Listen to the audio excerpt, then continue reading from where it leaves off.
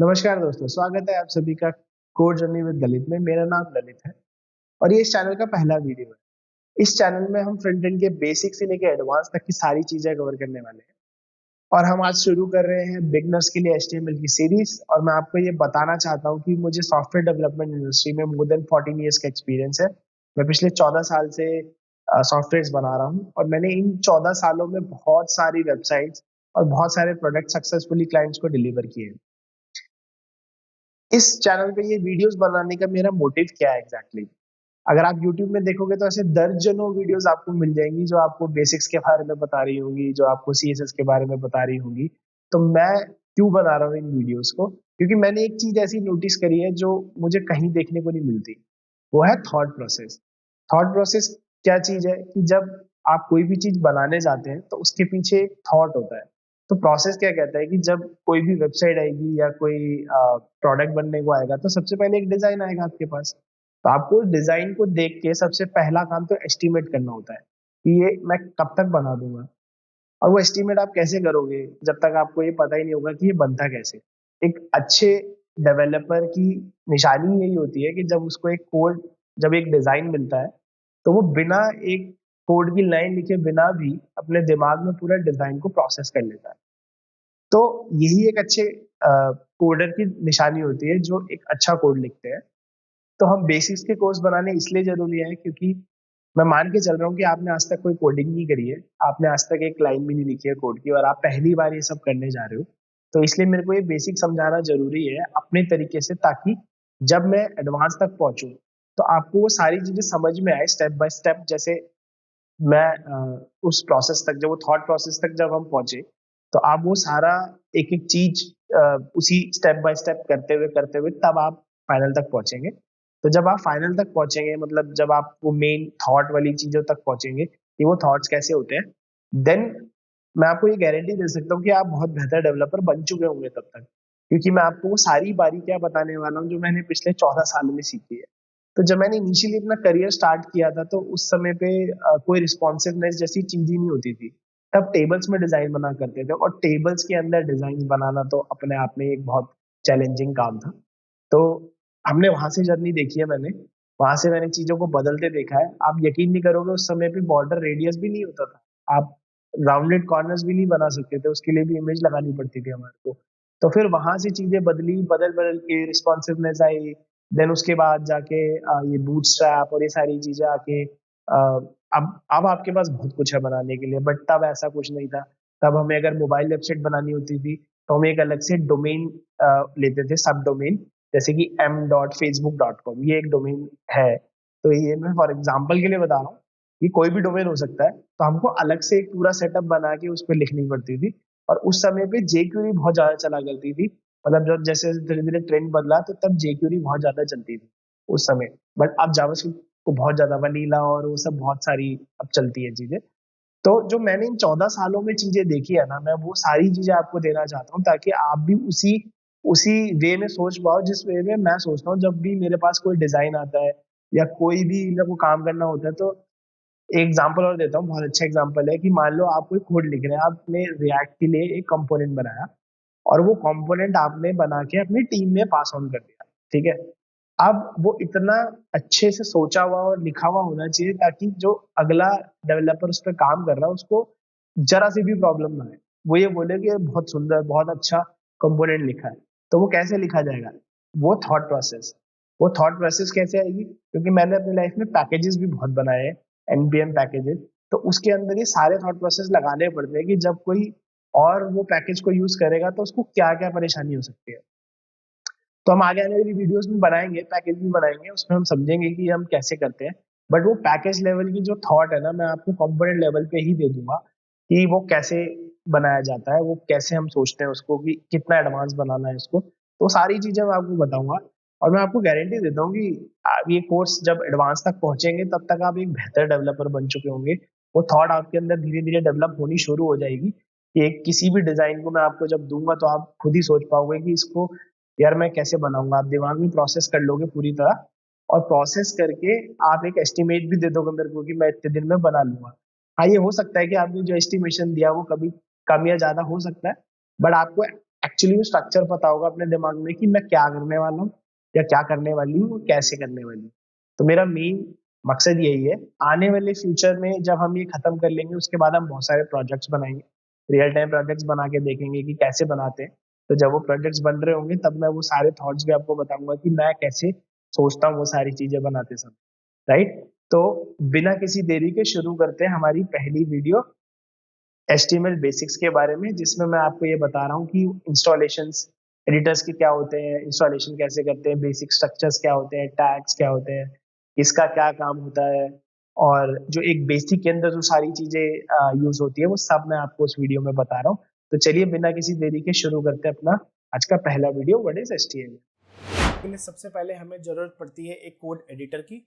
Code editor basically वो जगह होती है जहाँ पर डेवलपर एक एरर फ्री कोड लिख सकता है। तो आप इसको एक नोटपैड की तरह कंपेयर कर सकते हैं। जैसे आप नोटपैड में कुछ लिखते हो तो उसी तरीके से आप कोड एडिटर के अंदर भी कोड लिखते हो, और वो कोड एडिटर आपको हेल्प करता है कि आप एरर फ्री कोड को लिख पाए। तो इसके लिए हमारे पास बहुत सारे एडिटर अवेलेबल होते हैं। तो अगर मैं यहाँ पे लिखूँ कोड एडिटर्स, तो आप देखोगे यहाँ पे बहुत सारे ऑप्शंस अवेलेबल है, जैसे कि VS code, sublime text, espresso, Apache NetBeans. तो आपके पास बहुत सारे ऑप्शंस है जिसके अंदर आप कोड को लिख सकते हो और एरर फ्री कोड को चला सकते हो। तो मैं सबको सजेस्ट करता हूँ VS कोड। तो हम जाके गूगल में लिखेंगे VS कोड, तो आप देखोगे आपके सामने एक पहला लिंक आएगा VS कोड। तो इसको क्लिक करेंगे तो आपके सामने एक वेबसाइट खुल जाएगी code.visualstudio.com। तो आप ऊपर की तरफ या राइट साइड में देखेंगे एक डाउनलोड का बटन है। तो अगर मैं इस पर क्लिक करूंगा तो आप यहाँ से अपने ऑपरेटिंग सिस्टम के हिसाब से डाउनलोड कर सकते हैं। अगर आप विंडोज़ पे हैं तो आप विंडोज़ के लिए डाउनलोड कर सकते हैं। अगर आप लिनक्स पे हैं या फिर मैक पे हैं तो आप उन दोनों के लिए वो वर्जन यहाँ से डाउनलोड कर सकते हैं। तो जैसे आप इस सॉफ्टवेयर को इंस्टॉल कर लेते हैं तो आपके सामने कुछ इस तरीके का इंटरफेस खुलता है। तो मैं आपको सबसे पहले इसकी कुछ बेसिक चीज़ें बता देता हूँ जो आपको इस कोर्स में ज़्यादातर यूज़ होंगी। तो पहली चीज़ होती है यहाँ पर एक्सप्लोरर। एक्सप्लोरर वो जगह होती है जहाँ पर आपकी सारी फाइल्स, सारे फोल्डर्स, सब कुछ आपको इस एरिया में दिखता है। जो भी आप फोल्डर्स यहाँ पे सिलेक्ट करते हो उसके अंदर जितनी भी फाइल्स होती हैं, चाहे वो HTML की फाइल्स हो, चाहे वो CSS हो, या कोई और फॉन्ट की भी फाइल हो, कोई भी फाइल होगी वो आपको यहाँ पे दिखेगी। तो ये आपका एक्सप्लोरर है, सारी फाइल्स, सारे फोल्डर्स सब आपको यहाँ दिखेंगे। देन ठीक उसी के नीचे एक और आइकन है जो कि है सर्च के लिए। ये सर्च के काम आता है। जो आपने फोल्डर ओपन किया या जो भी फाइल्स आपके एक्सप्लोरर के अंदर पड़ी है और आपको अगर कुछ स्पेसिफिक उन सभी फाइलों में ढूंढना है तो आप वो यहाँ पर आके सर्च कर सकते हैं। तो वो आपको सर्च करके देगा आपके एक्सप्लोरर के अंदर जितनी भी फाइल्स पड़ी है उसमें से। देन उसी के नीचे एक और आइकन है जो कि गिटहब के लिए होता है। बेसिकली आप यहाँ से वर्जन कंट्रोलिंग कर सकते हो अपने सॉफ्टवेयर की। तो ये एक अलग से एक टॉपिक है, इसके ऊपर मैं अलग से एक वीडियो बनाऊंगा, बट अभी के लिए इस कोर्स के लिए आपको इसकी कोई खास जरूरत नहीं है।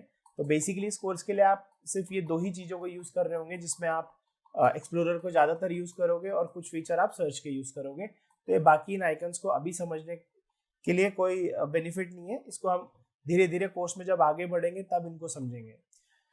यहाँ पे आप देखोगे उसी के नीचे एक और आइकन है जो कि अकाउंट्स के लिए। आप यहाँ पे आके अपना अकाउंट बना सकते हैं, लॉगिन कर सकते हैं और सिंक कर सकते हैं अपने सारे डेटा को।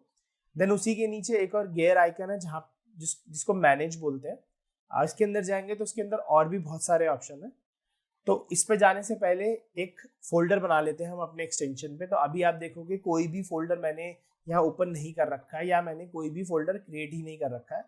तो सबसे पहले हम एक फोल्डर खोल लेते हैं। तो मैं अपने डेस्कटॉप पे जा रहा हूँ, यहाँ पे मेरे पे एक HTML नाम का फोल्डर है और मैं इसको ऐड कर रहा हूँ अपने एक्सप्लोरर के अंदर। तो आप देखोगे यहाँ पे एक फोल्डर ऐड हो गया HTML के नाम से। अब इसके अंदर मैं एक फाइल बना रहा हूँ जिसका नाम है index.html। तो जैसे कि आपने देखा होगा कि मैं ये .html मैंने क्यों लिखा। HTML इसलिए लिखा क्योंकि कोई भी HTML फाइल को बनाने के लिए आपको .html लिखना पड़ता है। ये सेम और एक्सटेंशंस की तरह है। जैसे कि आप कोई अगर म्यूजिक फाइल देखते हो तो उस पर आप .mp3 देखते हो, या कोई वीडियो फाइल देखते हो तो उस पर .mp4 लिखा होता है। तो सेम तरीके से आपको कोई भी अगर HTML फाइल बनानी है तो आप .html उसका एक्सटेंशन देते हो। ठीक है, तो ये फाइल बन गई।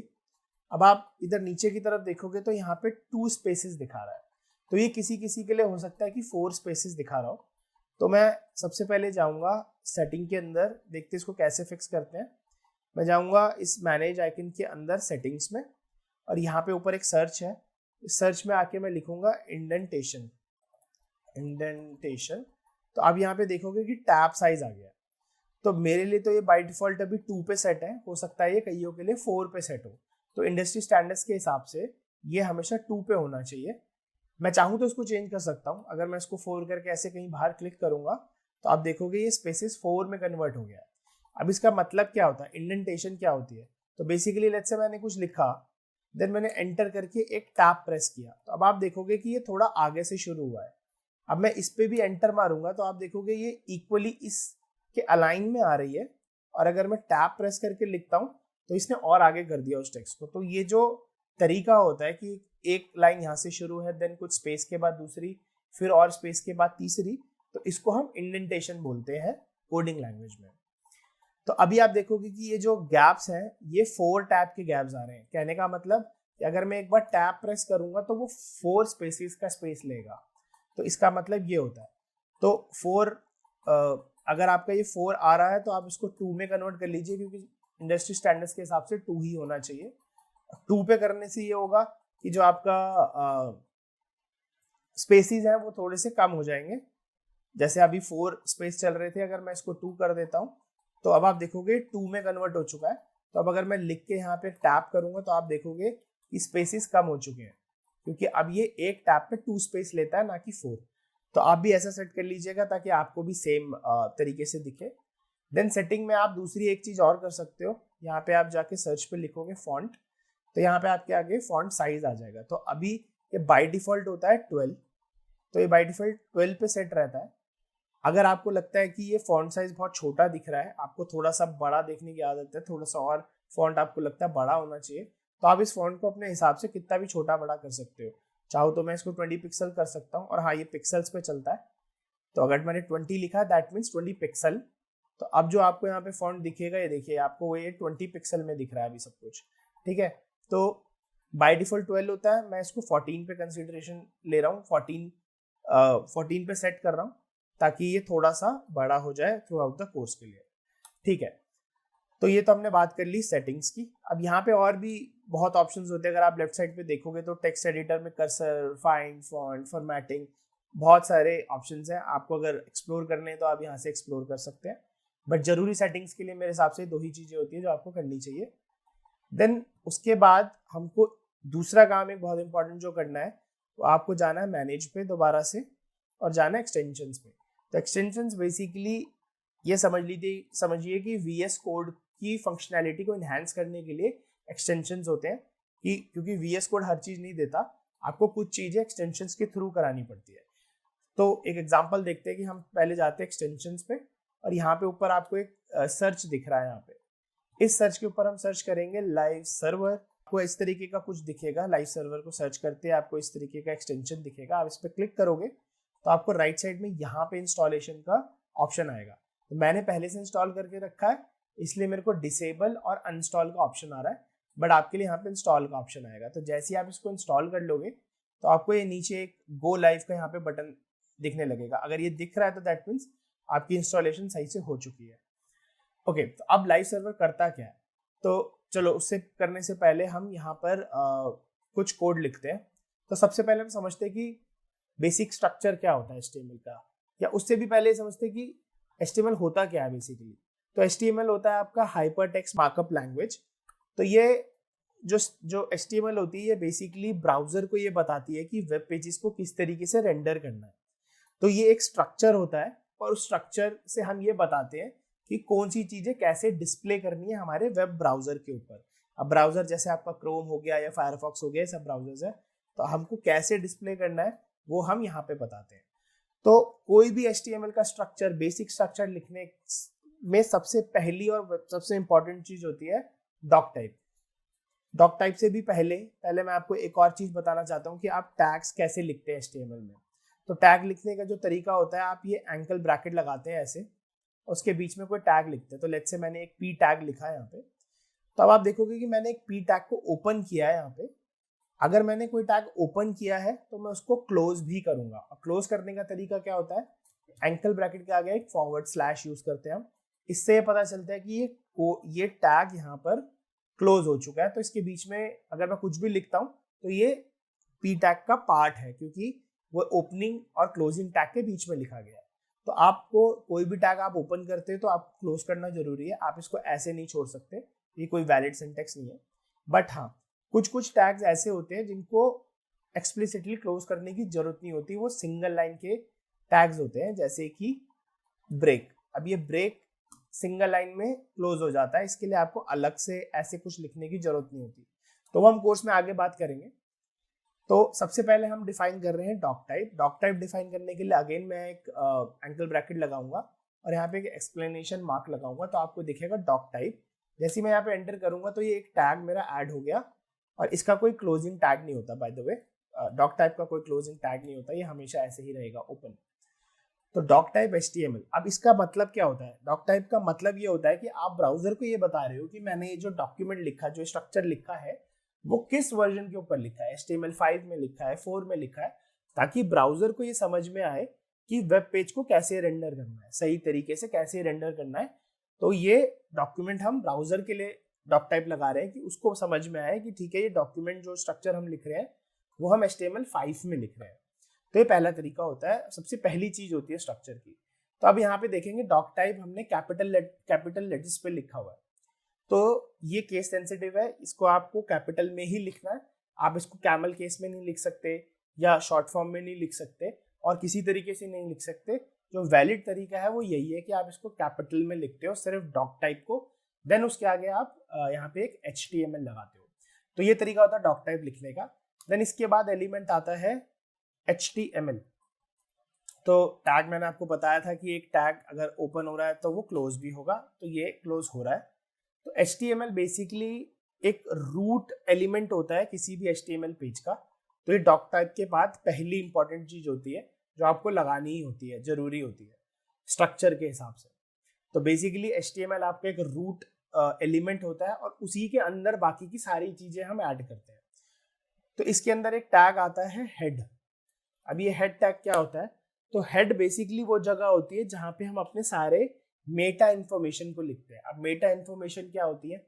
जैसे कि मान लीजिए कि मेरे को टाइटल लगाना है, या मेरे को CSS लिंक करनी है, या मेरे को जावास्क्रिप्ट लिंक करनी है, या फिर मैं SEO कर रहा हूँ तो उसके लिए मुझे कुछ मेटा टैग्स लगाने पड़ते हैं, जैसे कि कुछ कीवर्ड्स लगाने हैं, कुछ टैग्स लगाने हैं, कुछ डिस्क्रिप्शंस लगाने हैं पेज के बारे में। तो वो सारे ही मेटा टैग्स होते हैं और वो हेड के अंदर जाते हैं। तो हेड इसीलिए बहुत इंपॉर्टेंट होता है।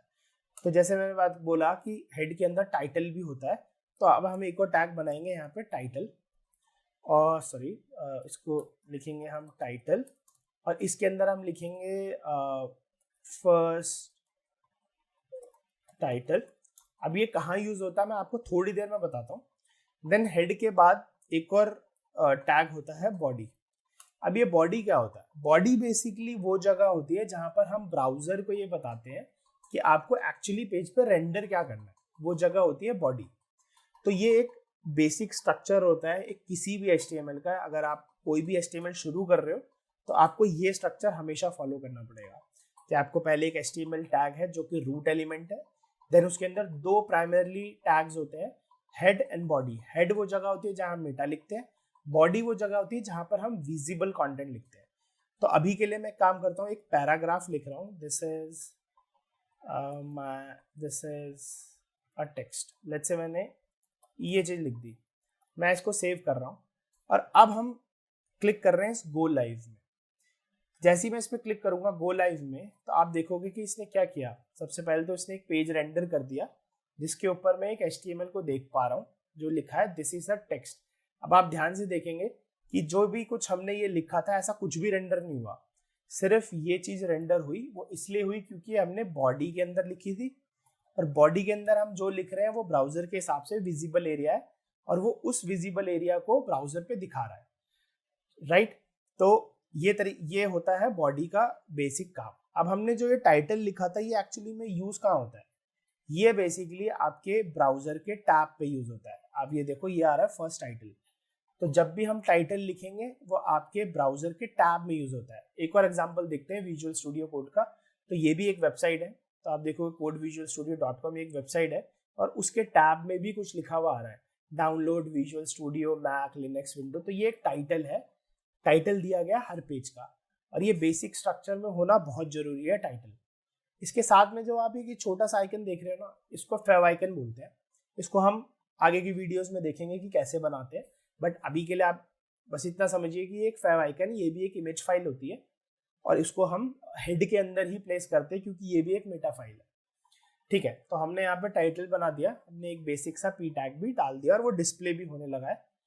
बट यहाँ पे ये जो आईपी आ रहा है ये क्या चीज है, और ये 5500 कहाँ से आया? ठीक है, तो जो ये आईपी है ना 127.0.1, ये बेसिकली आपकी लोकल आईपी है, ये आपके पीसी की लोकल आईपी है। अगर मैं ये आईपी लिखूं या फिर मैं यहाँ पे लिखूं लोकल होस्ट, तो अगर मैं लिखता हूँ local host, 1 second, local host, अगर मैं लोकल होस्ट लिखता हूँ तो आप देखोगे तब भी ये रेंडर हुआ।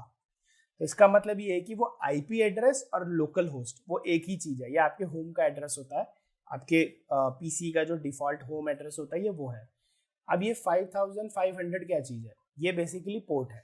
तो लाइव सर्वर करता क्या है कि ये जब भी आप कोई HTML लिखते हो या कुछ भी लिखते हो, तो ये जो लाइव सर्वर है वो एक सर्वर को रन करता है बिहाइंड द सीन्स, और वो सर्वर को आप उस सर्वर के थ्रू आपको पेज रेंडर करके देता है।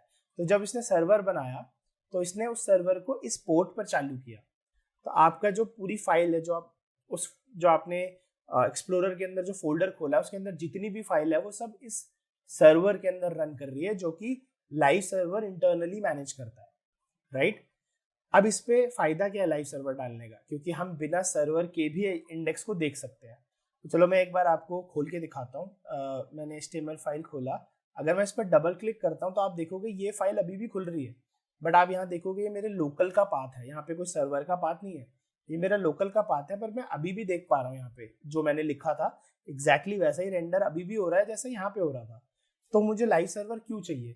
लाइव सर्वर बेसिकली आपको एक एक्स्ट्रा फीचर देता है हॉट रीलोड का। हॉट रीलोड क्या चीज होती है? तो ये सर्वर आपके कोड को कंटिन्यूसली वॉच कर रहा है।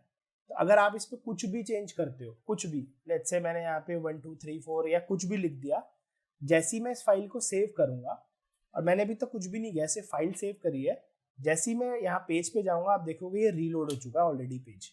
ये क्यों हुआ? क्योंकि जो लाइव सर्वर है वो कॉन्स्टेंटली आपके पेज को वॉच कर रहा है, और जैसे आपने कुछ भी चेंज किया तो तुरंत उसने वो चेंज रिफ्लेक्ट कर दिया ब्राउजर के ऊपर। वहीं अगर मैं दूसरे वाले पेज पे जाऊं जो मैंने डबल क्लिक करके खोला था, तो यहाँ पे वो चीज रेंडर नहीं हो रही। क्यों नहीं हो रही? क्योंकि ये किसी सर्वर के थ्रू नहीं चल रहा। अब यहाँ पे चेंजेस देखने के लिए आपको रिफ्रेश करना पड़ेगा, तब आपको वो पेज में चेंजेस दिखेंगे। तो ये दोनों ही वैलिड तरीके हैं एक फाइल को चलाने के, तो आपको जो सही लगता है आप वो कर सकते हो। रिकमेंडेड मैं लाइव सर्वर करता हूँ ताकि आपको रिफ्रेश ना करना पड़े और आप इमीडिएटली चेंज को देख पाए। ठीक है, तो ये तो हमने बना लिया बेसिक स्ट्रक्चर। अब मैं यहाँ पे बताना चाहता हूँ एक और चीज के बारे में जो है W3C। अब W3C क्या चीज है? W3C बेसिकली एक ऑर्गेनाइजेशन है जो कि डेवलपर्स के लिए वेब के स्टैंडर्ड्स को सेट करती है। तो अब यहाँ देखोगे ये वेब स्टैंडर्ड्स को सेट करती है। तो हम एक चीज यूज करने वाले हैं जो कि W3C की तरफ से आता है, इसको कहते हैं W3C वैलिडेटर। अब ये वैलिडेटर क्या चीज होती है? अगर हम एक बेसिक स्ट्रक्चर की बात करें जो SEO फ्रेंडली स्ट्रक्चर हो, उसकी अगर हम बात करें रूल्स के हिसाब से, तो हमें ये मार्कअप वैलिडेशन करनी चाहिए। W3C जैसे कि मैंने बताया कि ये गाइडलाइन सेट करती है डेवलपर्स के लिए, तो इन्हीं का एक टूल है मार्कअप वैलिडेशन सर्विस। ये सर्विस ये बताती है कि आपने जो HTML लिखा वो कितना वैलिड है और वो SEO के लिए कितना काम करेगा, कितना वैलिड तरीके से आपने वो HTML को लिखा है। तो चलो इसको एक बार टेस्ट करते हैं। यहाँ पे 3 तरीके होते हैं बेसिकली वैलिडेट कराने के लिए। एक आप डायरेक्ट URL डाल सकते हो, एक आप फाइल अपलोड कर सकते हो, और एक आप डायरेक्टली अपनी जो भी कोड है उसको लिख सकते हो यहाँ पर डायरेक्टली। तो सबसे पहले मैं चलो एक लिंक डाल के देख लेता हूँ। हम अपलोड मेजरली नहीं यूज़ करते, हम 2 ही मेजरली यूज़ करेंगे, या तो URL या तो हम डायरेक्ट कोड डालेंगे। तो पहले URL देख लेते हैं। तो मैंने ये एक एड्रेस यहाँ पे डाला सर्च बार में, इस इनपुट में, और जैसे ही मैंने इसको चेक किया तो आप देखोगे ये अभी वैलिडेट कर रहा है पेज को। ओके, मैंने वैलिडेट कर दिया, ठीक है। अब ये देखो, अब यहाँ पे ये एरर्स, वार्निंग्स सब दिखाने लग गया है कि ये पेज में क्या क्या प्रॉब्लम्स हैं अकॉर्डिंग टू W3C वैलिडेटर। तो ये मान के चलिए थंब रूल है कि अगर आप एक बेहतर और एक अच्छा HTML लिखना चाहते हैं तो आपको ये सारी चीज़ें अपने कंसिडरेशन में लेनी चाहिए और ये सारे इश्यूज को फिक्स करके चलना चाहिए, तभी आप एक बेटर और एक अच्छा SEO फ्रेंडली HTML का स्ट्रक्चर लिख पाएंगे। तो ये प्रैक्टिस करना बहुत ज़रूरी है। अगर आप इसको मास्टरी कर लेंगे तो आप ये समझ लो कि आपने HTML का 70-80% तो कर लिया है, क्योंकि ये वो मेन चीज़ है जो आपको लॉन्ग रन में बहुत काम आएगी। जब आप एक अच्छा HTML लिखना शुरू करेंगे तो आपको इसकी प्रैक्टिस जरूर करनी है। तो आप देखोगे यहाँ पर भी बहुत इश्यूज हैं जो कि ठीक हो सकते हैं, हालांकि आजकल लोग इसको देखते नहीं है, बट मैं रिकमेंड करता हूँ जो स्टार्ट कर रहे हैं HTML को, जो बिगिनर्स हैं उनके लिए ये बहुत सही चीज़ है, आपको करना चाहिए ताकि आपके जो बेसिक्स हैं वो बहुत स्ट्रांग हो जाएंगे ये करने के बाद। ठीक है, तो हमने देख लिया कि यहाँ पर तो बहुत सारी चीज़ें हैं। अब हम एक काम करते हैं, अपना कोड टेस्ट करते हैं। तो अब मैं जा रहा हूँ डायरेक्ट इनपुट में। तो अब ये कैसे टेस्ट करेंगे, हम इसको डायरेक्टली कॉपी करेंगे यहाँ से और यहाँ पे आके हम इसको पेस्ट कर देंगे। अब जैसे ही मैं इसको चेक पे क्लिक करूंगा तो आप देखोगे इसने एक वार्निंग दिखा दी यहाँ पे। अब ये वार्निंग में क्या कह रहा है, considering adding a lang attribute to the HTML start tag to declare the language of this document. इसका मतलब ये कहना चाह रहा है कि आपने जो HTML रूट एलिमेंट बनाया है आपने उसमें लैंग्वेज नहीं बताई कि ये कौन सी लैंग्वेज पे बना है। तो ये मैं करूं उससे पहले मैं आपको ये समझाना चाहता हूं कि एट्रीब्यूट्स क्या होते हैं HTML के अंदर और इनको यूज कैसे करते हैं। तो वापस चलते हैं। एट्रीब्यूट्स क्या चीज होती है कि आप इसको की वैल्यू पेयर की तरह समझ सकते हैं। तो एट्रीब्यूट लगाने का क्या तरीका होता है, तो मैं यहीं पे लगा के दिखाता हूँ। HTML टैग है हमारा, तो जो हमने ये टैग बनाया था, ये जो एंकल ब्रैकेट है, इससे पहले मैं एक स्पेस डालूंगा और यहाँ पे लिखूंगा लैंग। अब जो ये लैंग है ना, जो मैंने ये लैंग लिखा, देन सिंटेक्स ये है कि ये आपने की डाली, देन आपने लगाया इक्वल्स टू, देन आपने लगाया डबल कोट। डबल कोट के अंदर हम डालते हैं वैल्यू और ये होती है हमारी की। तो ये की वैल्यू पेयर हो गया एक तरीके से, की इक्वल्स टू वैल्यू, राइट। तो इसकी वैल्यू हम क्या लिखेंगे, en का मतलब हो गया इंग्लिश। अगर आप किसी और उस पर कर रहे हो तो आप बाय डिफॉल्ट बता सकते हो कि मेरी डिफॉल्ट लैंग्वेज ये है। तो एट्रीब्यूट इस तरीके से काम करते हैं और ये सेम होते हैं। लेट्स से कि मैं पी टैग पे कोई क्लास डालना चाहता हूँ, तो अब मैं क्या करूंगा, class equals to let's say para. तो अब क्लास यहाँ पे क्या है, एक एट्रीब्यूट है, ये की है क्लास और पैरा उसकी वैल्यू है बेसिकली। तो ये की वैल्यू पेयर है। जिनको थोड़ा बहुत भी अगर ऑब्जेक्ट के बारे में पता है जावास्क्रिप्ट के, तो आप इसको कुछ इस तरीके से कंसीडर कर सकते हैं, क्लास इक्वल्स टू पैरा। तो ये कुछ इस तरीके से आप इसको समझ सकते हैं कि ये इसकी की है और ये इसकी वैल्यू है। ठीक है, तो मैंने ये भी हटा देते हैं। मैंने HTML को लैंग्वेज बता दी है कि इंग्लिश है। अब मैं आके दोबारा से इसको ट्राई करता हूँ और अब मैं देखूंगा कि हमारा जो डॉक्यूमेंट है वो पूरी तरह से वैलिड है। ठीक है, मैंने आपको थोड़ी देर पहले एक बात कही थी कि टाइटल बहुत रिक्वायर्ड चीज होती है हेड के अंदर, ये डालनी ही होती है आपको, हर बार रिक्वायर्ड है। तो चलो इसको भी एक बार टेस्ट कर लेते हैं। अगर मैं इसको हटा देता हूँ और ये सारी चीजें मैं आपको हटा देता हूँ, अब मैं इसको पेस्ट करता हूँ, देखता हूँ वैलिडेटर क्या कहता है। अगर मैं इसको चेक करूँ तो देखो वैलिडेटर ने एक एरर दे दिया। ये वार्निंग नहीं है, ये एरर है। Element head is missing a required instance of child element title. तो ये कह रहा है कि जो रिक्वायर्ड एलिमेंट है टाइटल, जो कि हेड का चिल्ड्रन है, वो मिसिंग है आपके डॉक्यूमेंट से। तो जैसा कि मैंने पहले कहा था कि आपको टाइटल डालना बहुत जरूरी है। टाइटल एक रिक्वायर्ड टैग होता है आपके एक बेसिक HTML स्ट्रक्चर के लिए, तो ये आपको डालना बहुत ज़रूरी है। चलो मैंने फिर से डाल दिया, एक बार और ट्राई कर लेते हैं इसको। और मैंने चेक करा इसको, तो आप देखोगे अब सब कुछ वैलिड है। तो ये थंब रूल आप समझ लो, जो भी बिगनर है, जो भी स्टार्ट कर रहा है HTML को, आपको इस पे जरूर चेक करना है अपनी HTML, ताकि आप ये अच्छे से समझ पाओ कि जो आपने HTML लिखा है वो बिल्कुल सही लिखा है।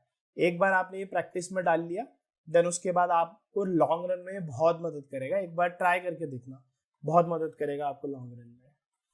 ठीक है, तो इसी के साथ हम कुछ और टैग्स की बात कर लेते हैं। तो सबसे पहले हम बात करेंगे हेडिंग 1 के बारे में। तो H1 का मतलब होता है हेडिंग 1। तो लेट्स से मैं लिखता हूँ हेडिंग 1, और इसी तरह और भी हेडिंग्स आती हैं, जैसे H2, H3, H4, H5, H6, तो ये सब होती है heading 2, heading 3, heading 4, heading 5, heading 6। तो चलो मैं एक काम करता हूँ, फटाफट इस सबको बना लेता हूँ, तो मैं आपको फिर ब्राउजर पे दिखाता हूँ। Heading 2, heading 3, heading 4, heading 5 and then heading 6। Okay, तो अब आप देखोगे कि ब्राउजर के ऊपर ये सब अलग अलग साइजेस में दिख रहे हैं। ऐसा क्यों होता है? क्योंकि जो HTML के जो टैग्स होते हैं वो बेसिक कुछ स्टाइलिंग के साथ आते हैं, जैसे कि हेडिंग। तो आप देखोगे कि H1 का साइज बड़ा है, H2 का उससे कम है, H3 का उससे कम है, H4 का उससे कम है, तो H6 सबसे छोटा है। तो ये बताते हैं, ये ऑर्डर बता रहे हैं हेडिंग की, कि जो फर्स्ट हेडिंग है वो सबसे बड़ी है, मतलब मेन हेडिंग हमारी H1 है, देन उसके बाद बाकी सारी हेडिंग्स आती है। हम ऑब्वियसली इसका स्टाइल चेंज कर सकते हैं, स्टाइल लगा के जब हम CSS करेंगे तब हम देखेंगे कैसे करते हैं वो सारी चीजें। हम ऑब्वियसली इन सबको चेंज कर सकते हैं, बट एक डिफॉल्ट फीचर है कि जब भी कोई HTML लिखा जाएगा, चाहे मैं उसमें कुछ भी ना लिखूं, एक डिफॉल्ट स्टाइलिंग हमेशा उसके साथ रहेगी। अब आपने एक चीज और नोटिस करी होगी कि ये इन हर हेडिंग के बाद कुछ कुछ स्पेस भी आ रहा है। तो ये स्पेस कैसे आ रहा है? मैंने तो कोई स्पेस दिया नहीं, तो ये कैसे आ रहा है? तो इसको चेक करते हैं। मैं यहाँ पे मैं किसी भी एलिमेंट को इंस्पेक्ट कर सकता हूँ ब्राउजर के अंदर। तो बेसिकली जिस तरीके से डिफॉल्ट स्टाइलिंग लग के आ रही है हर एक हेडिंग के साथ, उसी तरह बाय डिफॉल्ट एक मार्जिन भी लग कर आता है इनके साथ। तो अगर मैं यहाँ पे जाऊँ, राइट क्लिक करूँ और इंस्पेक्ट करूँ, तो इंस्पेक्ट के अंदर आप देखोगे, चलो मैं इसको एक बार नीचे कर देते हैं तो ताकि थोड़ा ज़्यादा विजिबल रहे। तब आप यहाँ देखोगे, यहाँ पे कुछ और ऑप्शंस है आपके पास, जैसे एलिमेंट, कंसोल, सोर्स, नेटवर्क। अब ये सब हम आगे आने वाले लेक्चर्स में डिस्कस करेंगे। तो हम अभी फोकस कर रहे हैं एलिमेंट्स टैग में। एलिमेंट्स टैग के अंदर हम अपने HTML का सोर्स देखते हैं बेसिकली। तो जो हमने वहाँ लिखा था एग्जैक्टली वो चीज़ यहाँ पर आ रही है, और ये हमारी हेडिंग 1 है, ये हेडिंग 1 से लेके 6 है। अब आप देखोगे कि H1 के ऊपर और नीचे एक मार्जिन है, जो आप ये ऑरेंज कलर देख रहे हो, ये ऑरेंज, लाइट ऑरेंज कलर जो आप देख रहे हो, ये मार्जिन है, राइट। तो ये बाय डिफॉल्ट एक मार्जिन लगकर आता है पीछे से, जो कि हमें स्टाइल में जाके रीसेट करने पड़ते हैं ताकि हम अपने अकॉर्डिंगली इस पे साइजिंग कर पाए, ठीक है। और ये बेसिक का पार्ट है, इसलिए मैं आपको ये दिखा रहा हूँ कि आपको ये पता होना चाहिए कि जब भी कोई टैग लगता है तो उसके साथ एक बेसिक मार्जिन भी रहता है। तो इस तरीके से मार्जिन रहता है। अब यहाँ पे SEO का भी एक रूल आता है। अगर हम हेडिंग्स यूज कर रहे हैं तो उसमें भी एक SEO का रूल है।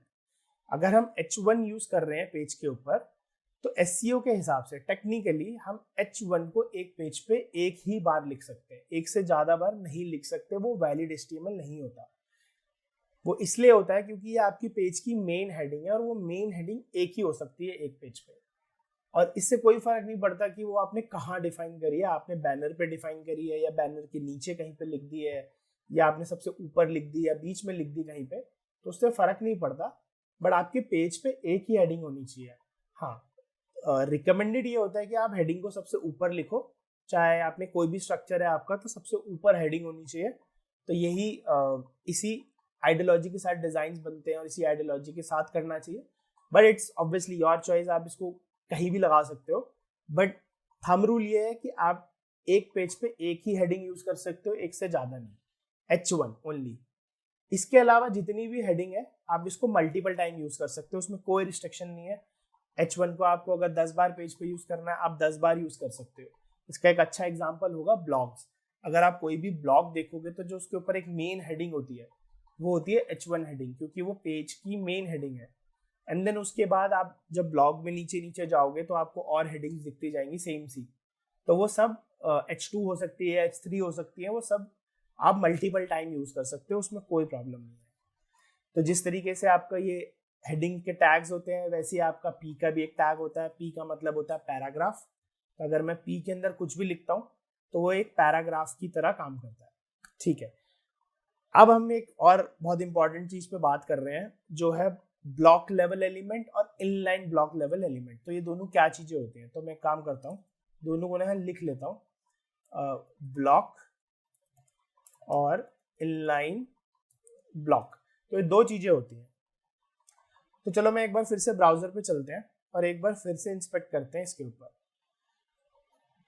तो अब आप देखोगे H1, आप देखोगे कि ये जो आपको लाइट ब्लू एरिया दिख रहा है वो आपको पूरी स्क्रीन पे दिख रहा है, ठीक है, जितनी विड्थ है उस पे दिख रहा है। तो इसका मतलब ये हुआ कि ये ब्लॉक लेवल एलिमेंट है। ब्लॉक का मतलब ये होता है कि वो एलिमेंट अपने पेरेंट की 100% विड्थ लेगा, कोई फर्क नहीं पड़ता वो चाहे विंडो में पड़ा हो चाहे वो किसी एक एलिमेंट के अंदर हो, जो भी उसका पेरेंट एलिमेंट होगा वो उसकी फुल विड्थ लेगा हमेशा। इसको बोलते हैं ब्लॉक एलिमेंट। तो जितनी भी हेडिंग्स होती हैं सब ब्लॉक एलिमेंट होती हैं। इवन पैराग्राफ भी ब्लॉक एलिमेंट होता है। आप देखोगे पैराग्राफ भी फुल स्क्रीन में आपको वो लाइट ब्लू और वो मार्जिन्स दिख रहे होंगे, क्योंकि ये ब्लॉक लेवल एलिमेंट है इसलिए ऐसा हो रहा है। हालांकि टेक्स्ट उसमें बहुत छोटा ही लिखा है मैंने, बट अभी भी वो फुल लेवल है। तो अगर मैं इसके नीचे से एक और पी टैग स्टार्ट करूंगा, इसके नीचे एक और पी लिख देता हूँ, न्यू, तो आप देखोगे ये इमीडिएटली उसके बाद ही रेंडर हुआ, उसके आगे रेंडर नहीं हुआ। वो इसलिए नहीं हुआ क्योंकि ये ब्लॉक लेवल है, उसने 100% विड्थ लेके रखी है, ठीक है। तो ये तो हो गई ब्लॉक। अब इनलाइन ब्लॉक क्या होती है? इनलाइन ब्लॉक बेसिकली वो एलिमेंट्स होते हैं जिसकी कभी भी 100% विड्थ या फुल लेवल की विड्थ नहीं होती। उसकी सिर्फ उतनी विड्थ होगी जितना उसके अंदर कंटेंट प्रोवाइडेड है, उतनी ही उसकी विड्थ रहेगी। उसको बोलते हैं इनलाइन। फॉर एग्जांपल अगर मैं यहाँ पर एक वर्ड लिख दूं, लेट्स से टेस्टिंग, और इनलाइन ब्लॉक के भी बहुत सारे एलिमेंट्स हैं और ब्लॉक के भी बहुत सारे एलिमेंट है, ये हम आगे के लेक्चर्स में बात करेंगे। तो इनलाइन में से एक टैग होता है स्पैन। तो अगर हम स्पैन को यूज करेंगे तो ये इनलाइन के लिए यूज होता है। तो आप देखोगे कि मैं स्पैन को ना पी के अंदर भी यूज कर सकता हूँ। तो पी के अंदर मैं इसलिए यूज कर सकता हूँ क्योंकि ब्लॉक लेवल के अंदर हम इनलाइन ब्लॉक को यूज कर सकते हैं। बट अगर मैं उल्टा करने जाऊं, इनलाइन ब्लॉक के अंदर ब्लॉक को यूज करूं, तो वो वैलिड नहीं होता, वो वैलिड स्ट्रक्चर नहीं है। अब उसको कैसे फिक्स करते हैं हम आने वाले लेक्चरों में जरूर समझेंगे, बट अभी के लिए हम इसको देखते हैं कि मैंने एक स्पैन लगाया है। स्पैन एक इनलाइन ब्लॉक लेवल का एलिमेंट है। तो अब आप देखोगे अगर मैं यहाँ पर इंस्पेक्ट करूँ, इस टेस्ट के ऊपर वापस से इंस्पेक्ट करूँ, तो अब आप देखोगे कि यहाँ पे स्पैन की विड्थ सिर्फ उतनी है जितनी टेक्स्ट की विड्थ है। तो 40 जो आप ये ऊपर देख रहे हो स्पैन 46.73 इंटू 18.5, ये इसकी विड्थ और हाइट है, राइट। तो ये फुल स्क्रीन पे नहीं गया, ये सिर्फ उतना ही रहा जितना टेक्स्ट है।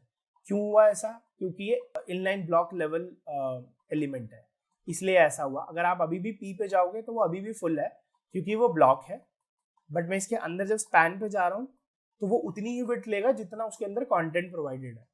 तो अगर मैं इसमें कुछ डमी टेक्स्ट लिख दूं, लेट्स से, अब मैं अगर आके यहाँ पर स्पैन को चेक करूँ तो देखो इसकी विड्थ बढ़ गई, और जितना टेक्स्ट बढ़ा उतनी स्पैन की भी विड्थ बढ़ गई। तो इसको बोलते हैं inline block element. I hope आपको इस वीडियो में समझ में आया होगा कि बेसिक स्ट्रक्चर क्या होता है, बेसिक स्ट्रक्चर को कैसे बनाया जाता है, विजिबल बॉडी क्या होती है, हेड टैग्स क्या होते हैं, हेड के अंदर टाइटल कैसे लिखे जाते हैं, विजिबल बॉडी के अंदर से हम कंटेंट को कैसे डिस्प्ले करते हैं किसी वेब ब्राउजर के अंदर, एट्रीब्यूट्स क्या होते हैं, W3C वैलिडेशंस क्या होती है, इनलाइन ब्लॉक और ब्लॉक के अंदर क्या डिफरेंस होता है। आई होप आप सबको ये समझ में आया होगा। अगर अभी भी आपके दिमाग में कोई क्वेश्चन है या आप कुछ पूछना चाहते हैं तो आप कमेंट सेक्शन में जाके लिख सकते हैं। मैं ट्राई करूँगा आप सभी के क्वेश्चंस का जवाब देने के लिए। आने वाली वीडियोस में हम और चीज़ों के बारे में बात करेंगे और डीप में जाके सीखेंगे और टैग्स के बारे में, जैसे कि divs, images, unordered list, LI, styling, formatting. तो इन सभी में हम बहुत डीप में बात करेंगे आने वाली कुछ वीडियोस में। तो अगर आपको इस तरीके का कंटेंट पसंद आता है तो प्लीज़ डू सब्सक्राइब और अपने उन फ्रेंड्स को ज़रूर शेयर कीजिएगा जिनको फ्रंट एंड में मास्टरी करनी है from beginning to advance. Thank you guys for watching. See you in the next video.